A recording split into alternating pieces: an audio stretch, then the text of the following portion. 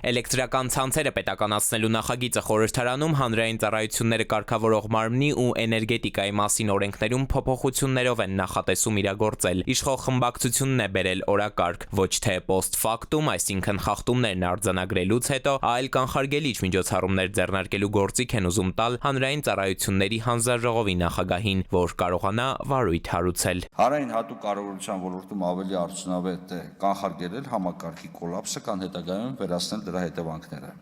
Էներգետիկա անվտանգության տեսանկյունից սա նշանակում է երաշխավորել, որ էլեկտրաէներգիայի մատակարարումը չխոչընդոտվի եւ սպառողները պաշտպանված լինեն նույնիսկ այն դեպքերում, երբ լիցենզավորված կազմակերպություններից որևիցե մեկում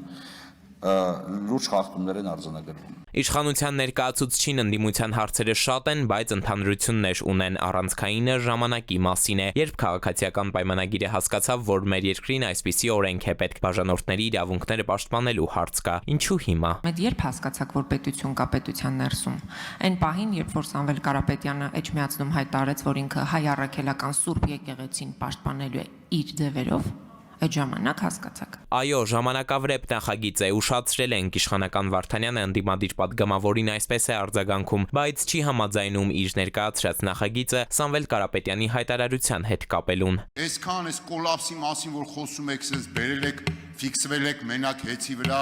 նեղ քաղաքական վստահաբար դրդապատճառներով։ Այդ բեցը տենց նորմալ, որ դուք եք կառավարում որպես պետություն, այսպես նորմալ, հա։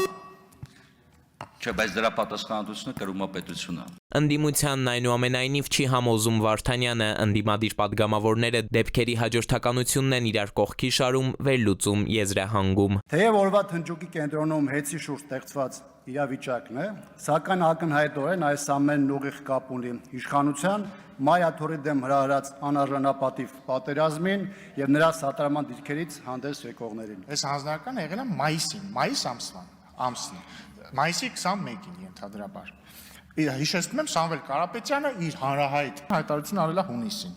Վարչապետը պարոն Խոթարյանին ասում է. «Ինձ հարկավոր չեն բացատրություններ, ինձ հարկավոր են պատժամիջոցներ կոնկրետ հեծի նկատմամբ։ Ժողովրդին տված վնասը պետք է հատուցվի, ասեք ինչպես»։ Ժամանակի մեքենայով եթե իշխանականները մեկ ամիս, ապա ընդդիմադիրները ել ավելի հեռու գնալ են պատրաստ, դարձյալ փաստերով։ Հայաստան խմբակցությունից Աննա Գրիգորյանն է ամբիոնին մոտենում ու տարեթվերով անցնում։ Էլեկտրական ցանցերն անթույլատրելի բաց թողումներ ուներ, որտեղ էր հանրային ծառայությունները կարգավորող կազմը։ Հանձնաժողովը 2023 թվականին, 2024 թվականին զեկույցներ է հրապարակել, որտեղ չի ամրագրվել գետ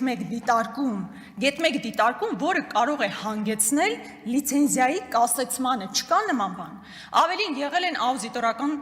քննություններ, հարկային ստուգումներ, էլի չի բացահայտվել գոնե մի դրվագ, համապատասխան որի պետք է լիցենզիայի գործունեությունը կասեցվի։ Խորհրդարանական բուռն քննարկումներում Կարմիր թելի նման անցան նաև օրինակները միջազգային փորձից։ Քաղաքացիական պայմանագրի պատգամավորները մի քանի անգամ հիշատակեցին Իսպանիայի օրինակը, որ մինչև այսօր քննարկում են, ինչպես ամբողջ երկիրը հոսանքազրկվեց։ Ընդդիմադիրներն էլ պնդեցին աշխարհում եւ ոչ մի երկիր, որտեղ այսպիսի կառույցները պետականացրել են, հաստատ չի շահել։ Իսկ ծառայության գները հիմնականում թանկացել են, որակը ընկել։ Խորհրդարանը առաջին ընթերցման քննարկումն ավարտեց, քվեարկությունն առջևում է։ Էդուարդ Պողոսյան, ժամը լրատվական։